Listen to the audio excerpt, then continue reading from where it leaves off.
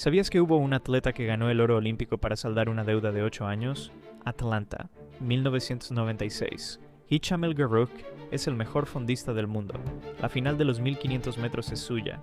Hasta que alguien le pisa los talones en plena carrera, cae al suelo y desde el asfalto ve como el resto del mundo sigue corriendo sin él.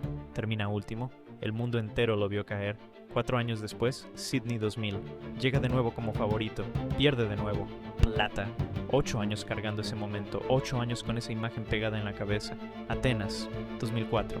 Hicham tiene 29 años. Ya no corre para ganar. Corre para cobrar lo que el destino le debía. Gana los 1500 metros. Luego gana los 5000 metros.